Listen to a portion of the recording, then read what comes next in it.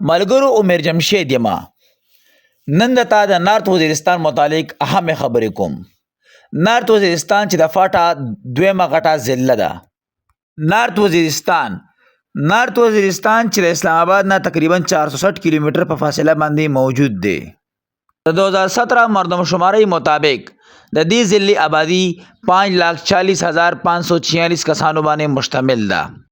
دا ضلع تقریبا 4407 مربع کیلومتر باندې خواره ده.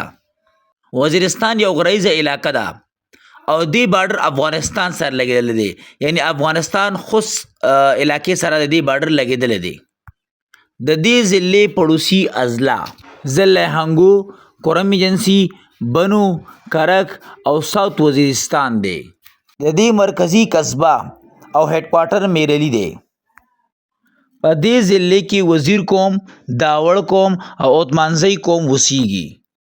د دې ضلع 3 ډیویژن دي: میرانشاه، میرلی او رزمک.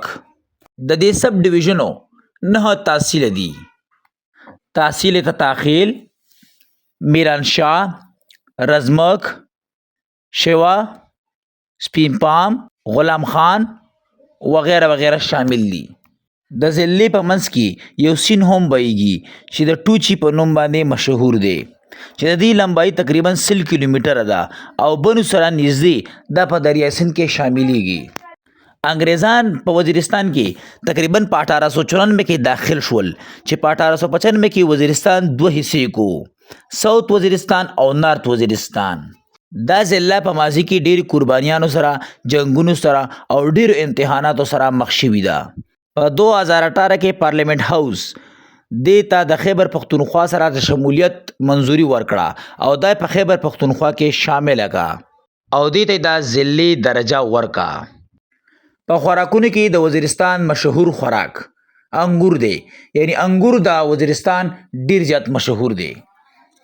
د وزیرستان په ښایسته ځایونو کې د ټولو نه مشهور ځایونه، یعنی چې ښایسته ځایونه دي، نو وادي شوال او رزمک دي چې دا ډیر زیات مشهور دي. په وزیرستان کې اوس هم جرګه سیستم موجود دی چې خلک خپل روغي د جرګه سیستم باندې کوي، یعنی د جرګې په ذریعہ باندې کوي.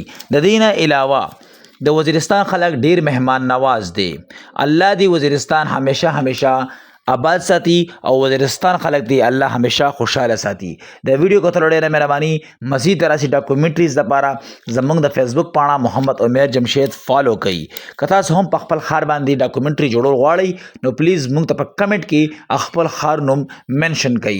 انشاءالله ستاسو په ښار باندې به هم موږ جلد سے جلد ډاکومنټري جوړ کړو.